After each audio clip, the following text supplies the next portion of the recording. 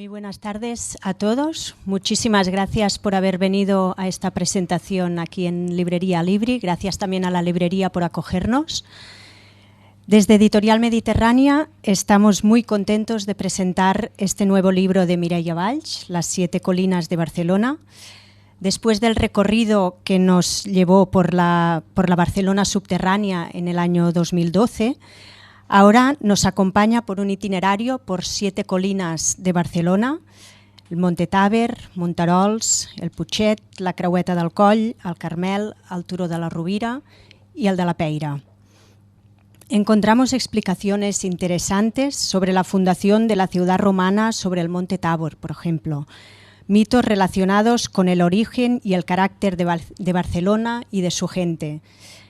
Es un texto, creo, que a muchos barceloneses nos tendría que interesar, que está acompañado de unas ilustraciones con detalle y de un gran realismo que desde el primer momento me encantaron.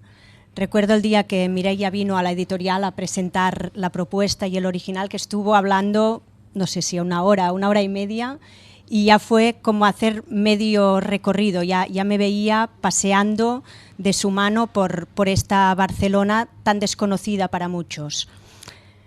Creo que hay dos lecturas paralelas, una más mística y simbólica, con un relato con esta voz atemporal que nos guía, y una más histórica y llena de curiosidades, de cosas que las lees y piensas, ¿de verdad? ¿Esto es así? Solo quiero leeros dos pequeños ejemplos que he escogido antes de ceder la palabra a Mireia para que se entienda esta doble lectura.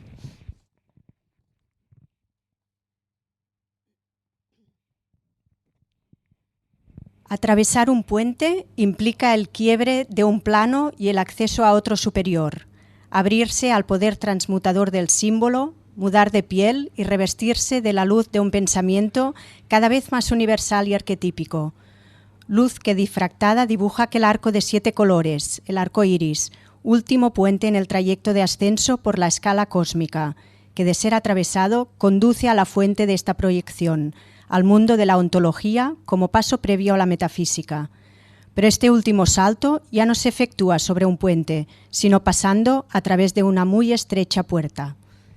Y contrapuesto con un párrafo como este, una curiosidad, por ejemplo, como esta. Llegamos a la Plaza Sant Jaume, la sede del gobierno temporal donde se levantan los edificios del Ayuntamiento y de la Generalitat. Las 4 columnas que enmarcan la puerta renacentista de acceso al Palau de la Generalitat las hizo traer desde Tarragona Pere Blai, el arquitecto que proyectó las reformas de la fachada en el siglo XVI, pues conocía su significativa historia. Son de granito y proceden nada menos que de Troya. Llegaron a Tarraco con el propósito de ampliar el foro, pero con la caída del Imperio Romano se reaprovecharon en otras reconstrucciones posteriores. 4 de ellas aún sostienen este palacio del centro de Barcelona. Pasajes como este está lleno el libro y pienso que después de leer un libro como este te paseas por Barcelona con otra mirada, con otros ojos, despierto a otras realidades que quizá realmente no son ni las más turísticas, pero tampoco son las de un ciudadano que vive aquí y que cree conocer su ciudad. Muchas gracias, Mireia, por el descubrimiento y a todos vosotros por estar aquí. Pues yo también quería empezar dando las gracias, como ha dicho Mónica, a todos los que estáis aquí, en primer lugar, al acogimiento que siempre nos facilita y la librería, que nos da, bueno, nos sentimos aquí ya como en casa, verdaderamente. También a Editorial Mediterránea por la sensibilidad y por la acogida que ha tenido con este nuevo libro, que sí que continúa una saga que empezó no solo con la Barcelona subterránea, sino que se remonta más antiguo y ahora, bueno, a continuación me voy a referir a esta saga porque quiero terminar con los agradecimientos. También quiero agradecer a Símbolos por todo el apoyo que ha prestado para la publicación del libro también. Y me gustaría empezar leyendo lo que son los agradecimientos del libro.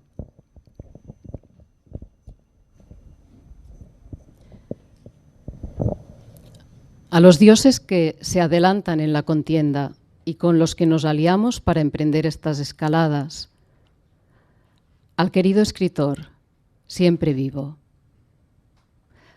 a la colegiata, la entidad que se presta a encarnar esta gesta arquetípica, a la ilustradora, que ha plasmado el poder del símbolo, al innombrable, origen y fin de toda epopeya. Y de hecho esta epopeya que se sigue relatando en este nuevo libro, en este pequeño libro que son Las 7 colinas de Barcelona, itinerarios mágicos y simbólicos, comienza con la publicación de un pequeño artículo en el número 31-32, si no recuerdo mal, de la revista Símbolos, dedicado a geografía e historia sagrada.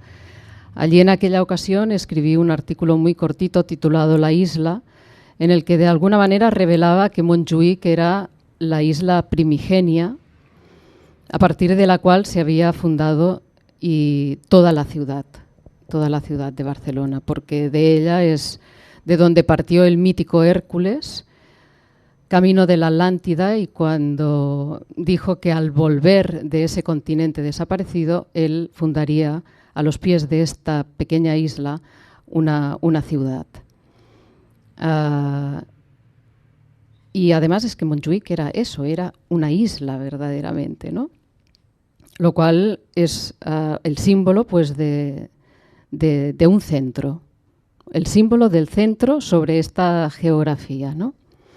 Entonces a ese artículo siguió en el año 2009 Federico González, escribió una novela titulada Defensa de Montjuïc por las donas de Barcelona, donde un grupo de mujeres emprendían la defensa de la ciudad y transmitían pues, toda una serie de conocimientos ocultos a todos aquellos que estaban prestos a escucharlos, ¿no? Es una novela extraordinaria, cortita, que tiene un tono profético y que hoy queremos evocar especialmente, ¿no?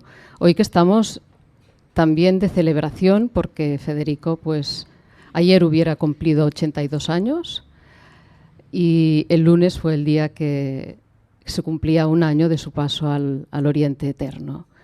Y lo cual quiere decir que está aquí en el centro de esta reunión acompañándonos porque su presencia perdurará por siempre. Bueno, pues a esta novela siguió... ¿Qué siguió a la novela? Fue el momento de pasar a la acción. Y fue Federico justamente el que nos animó a sumergirnos en el subsuelo de esta ciudad, ¿no? Y a recorrer todo un laberinto en el que verdaderamente encontramos cuestiones asombrosas y que además nos hacían vivir y revivir lo que es pues, la historia mítica y arquetípica, el viaje que emprende todo ser humano que quiere conocerse a sí mismo, y este es un viaje siempre hacia el centro, ¿no? Pues en la Barcelona subterránea se escenificó y dramatizamos de alguna manera las mujeres de la colegiata y luego también pues, todos los varones que se fueron incorporando a esta expedición, ¿no? Y recorrimos todo ese laberinto. Y ahora está, bueno, hasta salir a la luz, ¿no? Y de hecho esta salida a la luz pues tiene que ver con este nuevo libro que lo que va revelando de alguna manera a través de una geografía y de una historia sagrada, de la geografía y la historia sagrada del lugar donde habitamos, que nos da la posibilidad de remontarnos a unas ideas que son siempre universales y que están presentes por doquier, ¿no? Pero que nos dan la posibilidad de conocerlas y de actuarlas y de dramatizarlas. Y en su momento Federico nos dijo, ahora os toca ascender. Ya se viajó por todo ese mundo interno que tiene que ver con la matriz, con la caverna, con la muerte iniciática, y ahora es el momento de efectivizar todo este recorrido, ¿no? Que está pues, plasmado en en esta pequeña obra. Y de alguna manera, en estos viajes, que son 7 ascensos, que pueden ser vistos como un viaje espiral, análogo al que emprende el alma para retornar a su origen, a su verdadera morada, pues en estos viajes nos hemos ido dejando guiar por los símbolos naturales y por los símbolos que estaban plasmados en las piedras, y hemos escuchado el murmullo de una voz intemporal, a la vez que hemos ido manteniendo unos diálogos entre nosotros y sobre todo unos diálogos internos, cada uno consigo mismo, que son estos diálogos en los que uno se va adentrando en las entrañas de su alma para que ésta finalmente pueda fusionarse con el espíritu. Pues vamos a oír ahora esta primera voz intemporal que empezó a dirigirnos hacia el primero de los montes, que es el Taber, pero esa voz la escuchamos en Montjuïc. Desde este mirador privilegiado, desconocido por la multitud, te contemplo y apenas identifico los restos de tu primera belleza, ciudad occidental del Mediterráneo, de míticos orígenes, encuentro de culturas con señas de identidad, íberas, fenicias, romanas, judías, musulmanas, visigodas y cristianas, que te han ido moldeando, engrandeciendo y degradando. Hoy en día, marca de moda en el mundo entero, te has vendido al mejor postor. Toda tu riqueza y tu miseria, tu luz y tu oscuridad, depositada en manos del príncipe de este mundo. Te conozco desde siempre. Sorbo todavía las aguas olvidadas y contaminadas del vientre de tu isla primigenia, la que te parió, te dio la vida y la piedra para erigirte, reproduciendo un modelo arquetípico que ahora apenas se intuye bajo tu armazón de cemento y nube tóxica. Tengo sed y mi cantimplora está vacía. Viajaré por tus entrañas buscando los filones que aún pueden saciarme, si es menester incluso inmiscuyéndome en las profundidades de los 7 montes que te coronan, pequeña princesa preciosa y pestilente. Sé que solo soy una voz arcana, ahogado por este engaño del progreso que se niega a escuchar el canto perenne de la sabiduría. Pero nada ni nadie logrará callarme. Vengo de una casta antiquísima, enraizada en Gea, Temis, Febe, Apolo y todas las anónimas afiliadas a su escuela de pensamiento fundada en Delfos. Mi testimonio cavernoso y a veces rejuvenecido, emanado de una fuente inagotable, debe llegar hasta el fin de este ciclo cósmico. Por eso he decidido hablar y dejar las huellas de un conocimiento que, sin pertenecerme, es el ropaje que cubre mi verdadera identidad. Cuán sedienta estoy. Cuán sedienta me siento, imbuida en mi disfraz, me pasearé anónima entre la multitud. Quizás alguien puede todavía escuchar mi mensaje y oír mis improperios entremezclados con mis palabras cristalinas, nacidas del verbo primigenio.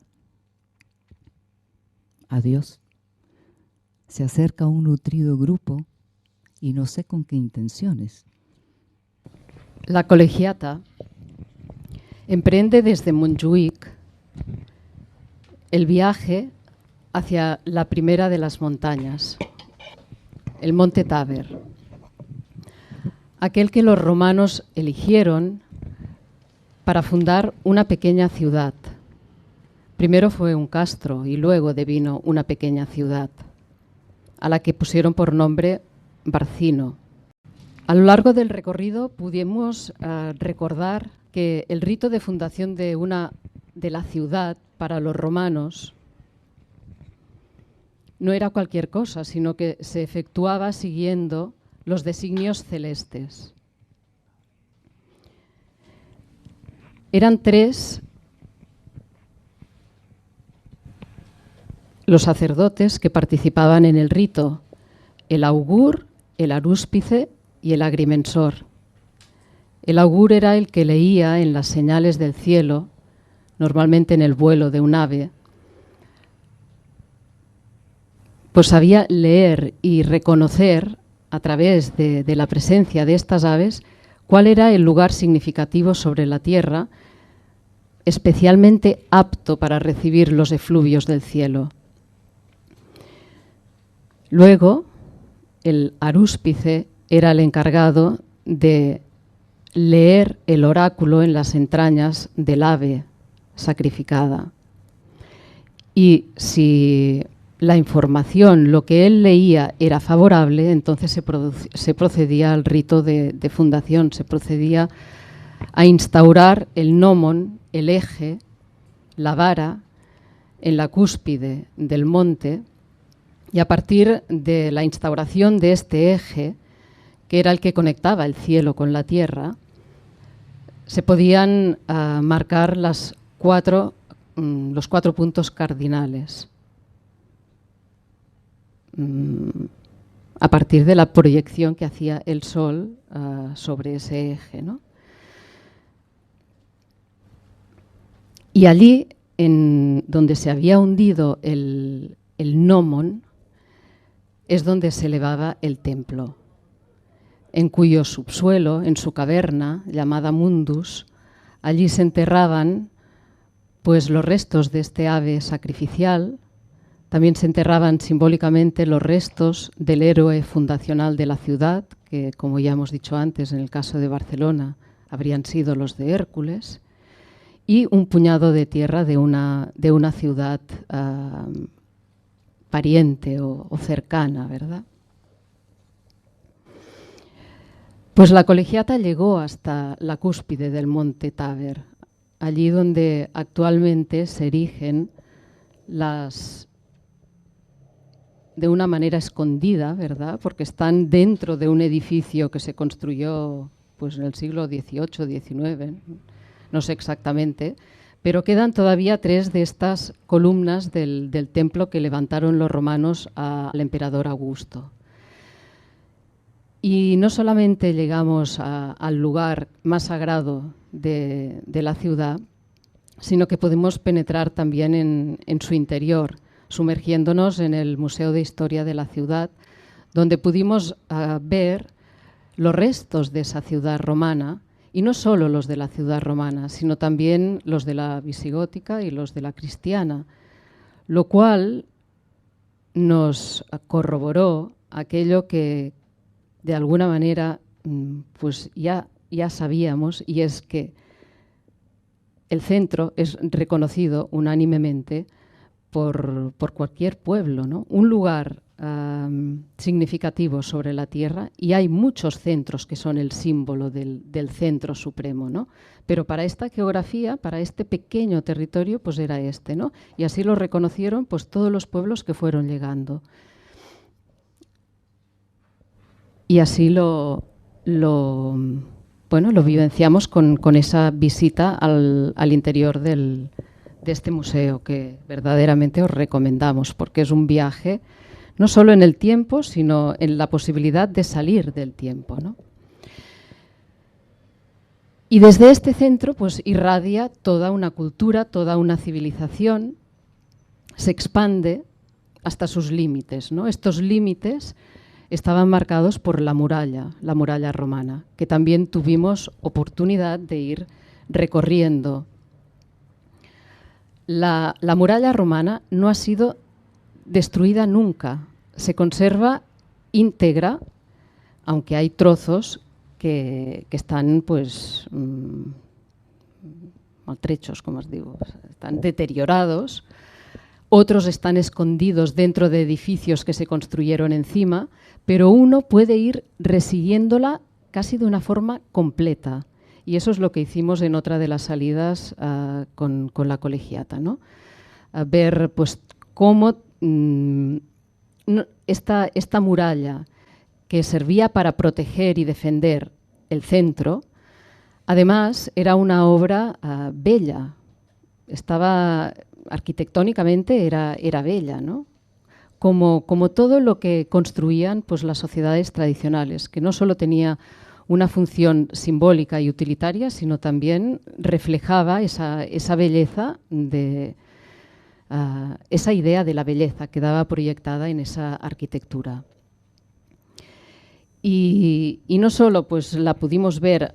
Este es el trozo de muralla, por ejemplo, el que veis en este dibujo, es el que está al lado de la Catedral de Barcelona. Y cuando os comentaba que también nos introdujimos por el interior de algunos edificios, pues en la calle Aviñó, ahora no me acuerdo exactamente en qué número es, pero en el libro está referido, hay un edificio también de estos, bueno, del siglo pasado o del otro, y en el interior de lo que es el centro etnográfico, que allí se dedican a hacer prácticas de tiro al arco y otras cuestiones. O sea, entras allí y te ves a unas personas tirando al arco, pero un poco más adentro pues existen dos tramos de la muralla. El señor que adquirió este local, él presentía que allí había un trozo de la muralla y alquiló el local con la intención de empezar a buscar los restos de la muralla, y estuvo ahí picando hasta que encontró no solo los restos de la segunda muralla romana, que son los que se corresponden con las piedras más grandes, sino los de la primera muralla, las del pequeño castro, que estuvo también amurallado, pero con una muralla más fina, más delicada y con piedras más pequeñas. Pues después de hacer todo este recorrido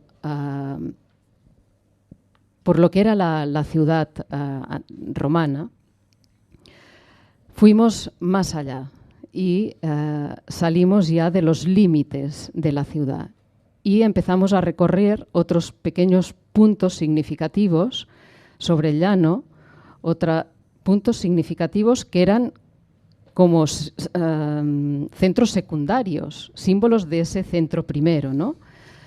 Pues, por ejemplo, esperaros que me pongo las gafas. Nos dirigimos hacia Sant Pau del Camp, Santa María del Pi, Sant Pere de les Puelles, la Capilla Marcús y Santa María del Mar.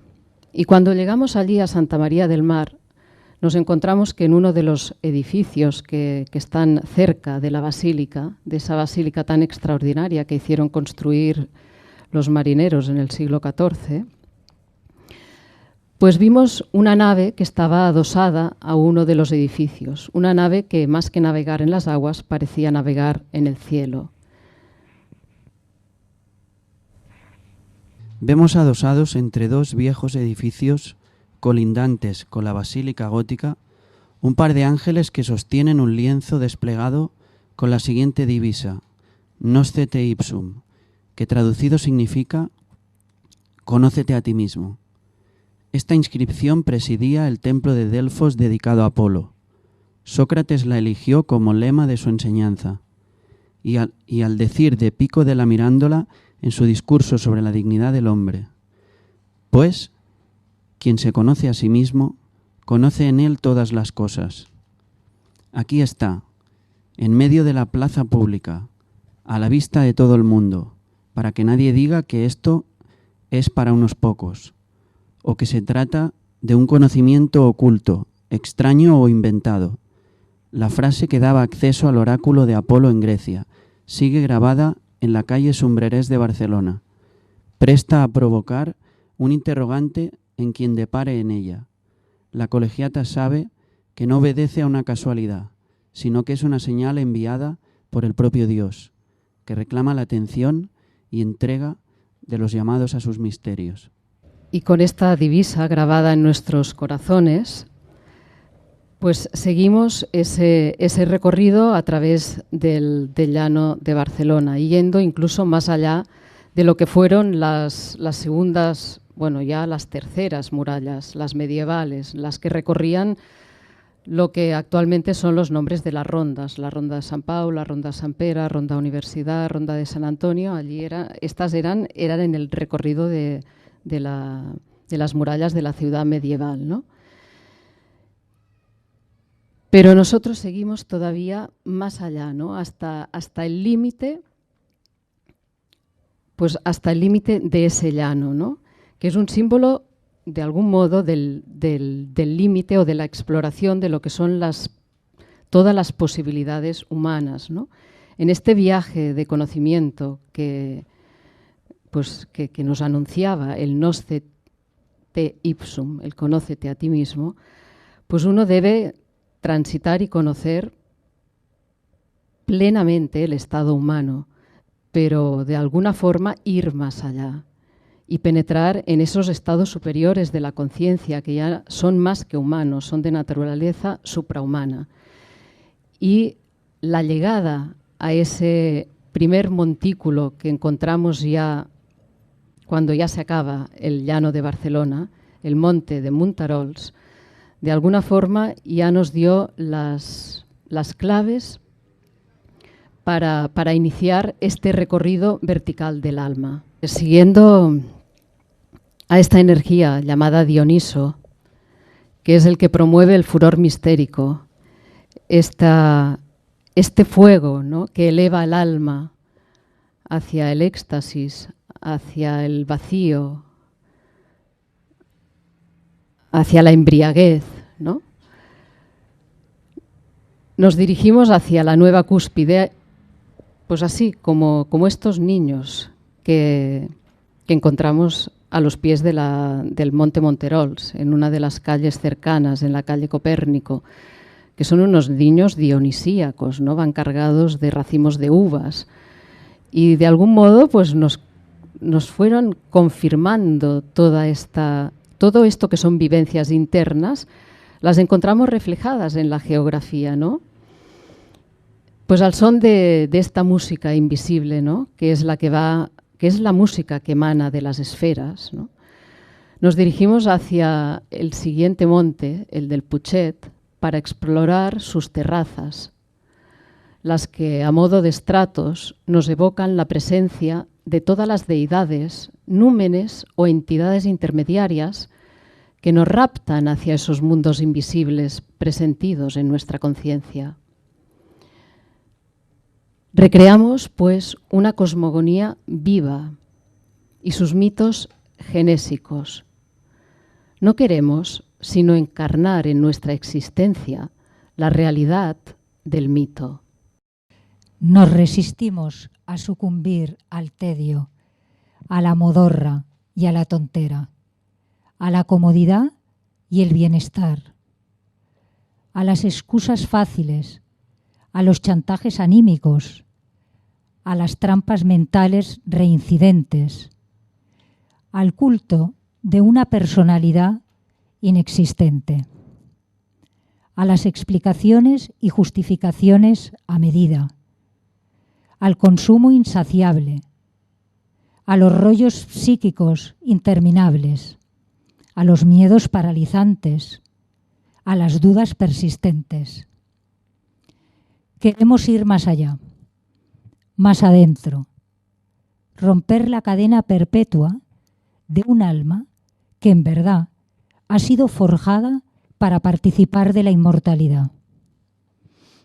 Para ello, la colegiata sigue un perseverante y firme entrenamiento.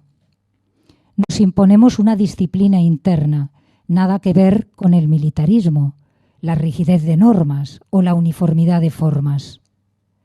Nosotros solo realizamos paseos míticos, respiramos los sones que emanan de los astros exploramos el vasto territorio de la conciencia. Topamos con escollos formidables, caemos una y otra vez y nos volvemos a levantar. Y sobre todo, oramos e invocamos para ser uno con lo cantado. Y después de este encuentro con todas las energías invisibles que recorren el cosmos y que vimos reflejadas en aquella pequeña montaña con todas sus terrazas, con aquella vegetación, aquel aire, aquel sol, las flores, todo nos hablaba de una realidad invisible que estaba por detrás de todos estos signos visibles. Pues nos dejamos conducir nuevamente por esa voz intemporal que nos llevó hasta el siguiente hito, la Creueta del Coll. Y lo primero que hicimos al llegar a ella fue adentrarnos en sus entrañas.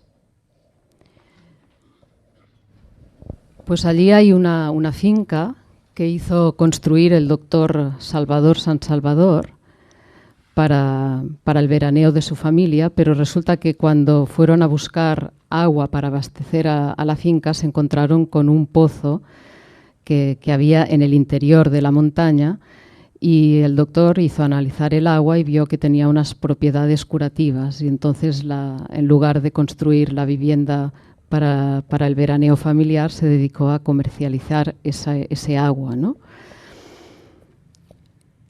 De alguna manera, este agua que corre por las venas de la tierra pues tiene que ver con esta corriente de agua de vida, ¿no? que emana del origen de los tiempos y que lo va regando e irrigando y va fecundando el corazón de todos aquellos hombres y mujeres que la beben y se dejan fecundar por ella, por este caudal que es el caudal de la tradición, ¿no? Entonces, este ingreso en el interior de la Creueta del Coll también nos hizo meditar en la idea de las aguas oraculares, en lo que son los oráculos, en quiénes eran aquellas mujeres que proferían los oráculos, que eran las sibilas.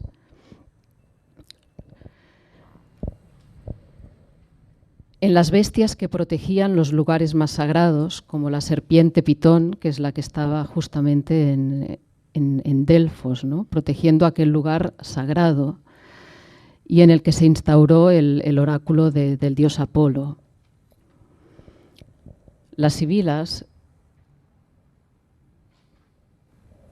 eran las que conocían o conocen el pensamiento divino, no son solamente las que predicen el futuro, sino que son las que conocen lo que es, lo que ha sido y lo que será, porque se han hecho uno con todas las energías invisibles del cosmos y por tanto son capaces de ubicarse en un no tiempo, ¿no? Además de seguir viviendo en el tiempo que les toque vivir, ¿no? Y sobre todo esto es de lo que hablamos en este capítulo de la Creueta del Coll, ¿no? Sobre la ciencia oracular y sobre su vigencia hoy en día, aunque nos pueda parecer muy extraño, ¿no? Pero no lo es tanto porque si la tradición sigue viva, quiere decir que todavía hay voces que la profieren, ¿verdad? Y por tanto proferir esta voz es hacerse uno con el pensamiento divino. Finalmente salimos del interior de las entrañas, de las que podéis ver pues, una imagen en este dibujo de lo que es la mina de la finca del doctor San Salvador. Salimos y nos encaminamos hacia el centro de la crátera. Se aspira al bautismo de fuego, el que sin aniquilar la individualidad nos abra a la posibilidad de vivir inmersos en una concepción universal. El vaso de Hermes se presenta acogedor y dispuesto a consumir lo superfluo, aunque quemar los despojos psíquicos que impiden atravesar la luz del sol no es un proceso empírico de laboratorio, sino un experimento intelectual. Ahora, la materia reducida por el fuego a su esencia es un cierto estado del alma inferior cuya fuerza transmutada procura alas a la mente para remontar un nuevo obstáculo. Son ya 4 las montañas que hemos coronado, pero la escalada del septenario espera ser completada. No es una imposición, es una necesidad que va más allá de un deseo. Quizás tenga que ver con alcanzar la raíz del deseo, con quedar del todo adheridos a la piedra imán del centro de la tierra. El siguiente eslabón es el Carmel. Es esa montaña que toma su nombre de la montaña de Palestina. De hecho, si nos fijamos en los topónimos, en los nombres de las calles de esta zona de Barcelona, todas ellas recuerdan a poblaciones y a lugares de Tierra Santa, ¿no? Allí está el Paseo del Vallebrón, la calle Nazaret, la calle Betania, la calle Samaria, si no recuerdo mal, y muchas otras, ¿no? De algún modo, quien pusiera los nombres a todas esas calles debió ver reflejada en esa geografía o quiso atraer las energías de lo que es la geografía de Tierra Santa y las traspuso a este lugar, ¿no? El monte Carmelo es el monte en el que el profeta Elías preparó una gran hoguera al lado de la hoguera que habían preparado todos los profetas de Baal, ¿no? Y entonces, pues los profetas de Baal se pasaron el día invocando a su Dios para que prendiera ese fuego, ¿verdad? Y se fustigaron y se laceraban y, bueno, llegando a la catarsis, y esa hoguera no prendió, ¿no? Y Elías se dice que únicamente invocó el nombre de la deidad, ese nombre impronunciable, y la hoguera prendió. Pues de alguna manera este monte nos evoca la idea de lo que es la revelación, ¿no? La irrupción de la deidad en toda su manifestación. Además, Elías se dice que es el patrón de los alquimistas, de aquellos que conocen el arte de la transmutación, o sea, de la alquimia espiritual practicada por los que han comprendido que la mayor obra de arte es la que realiza uno consigo mismo en conformidad o identidad total con las energías ordenadas del cosmos vivo y actuante. Sabemos también que Elías es el patrón de los alquimistas, de los practicantes del arte real, del supremo arte de conocerse a uno mismo y de ser uno con el Creador. La Rovira se presenta como un enclave de defensa de la ciudad. Allí, durante la Guerra Civil, se construyeron los refugios antiaéreos para avistar la llegada del ejército enemigo. Pero pocos son los que recuerdan que en el año 1932 un arqueólogo se dedicó a excavar la cúspide de esta montaña y encontró los restos de un poblado íbero. Es más, encontró todo lo que era la muralla, algunas de las calles y muchos silos, unos silos de grandes dimensiones. Que en este dibujo pues pueden apreciarse, ¿verdad? Estos cráteres no son cráteres hechos por la Guerra Civil, sino que eran los silos que construyeron los íberos.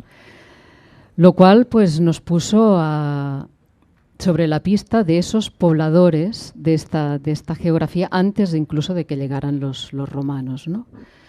Un pueblo, el íbero, de alguna manera desconocido, pero quizás no tanto, ¿verdad? Porque pues los romanos de alguna forma lo que hacían era absorbir aquellas culturas, aquellos pueblos a los que ellos llegaban, no los aniquilaban, sino que de alguna forma los incorporaban, ¿no?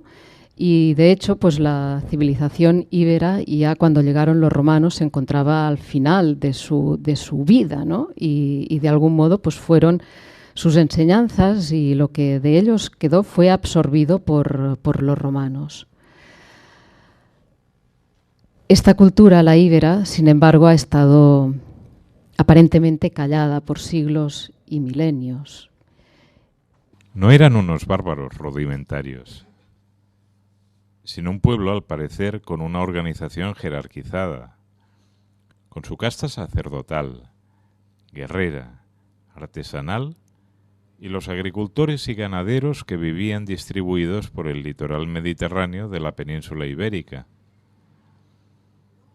Parece ser que el nombre de íberos se lo pusieron los griegos, aunque es interesante observar que las dos consonantes que lo componen, BR, concuerdan con la palabra hebrea eber, que significa tarde, por lo que estos eran los pueblos del ocaso, del occidente, del lugar por donde el sol se pone.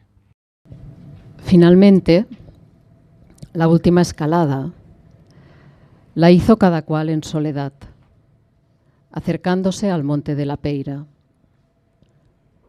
Un encuentro íntimo y secreto con uno mismo, siguiendo aquella voz anónima. Si has venido hasta aquí, comprenderás fácilmente que mi acompañamiento está llegando a su término. Voy a revelarme sin velo, para que me reconozcas, aunque ya sabes que es porque me conocías que has osado acercarte en solitario a esta cumbre.